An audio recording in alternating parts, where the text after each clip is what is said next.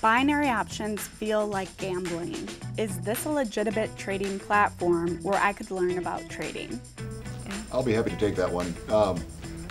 It is trading in the truest sense. And there's always the question, gambling, trading, what's really the difference?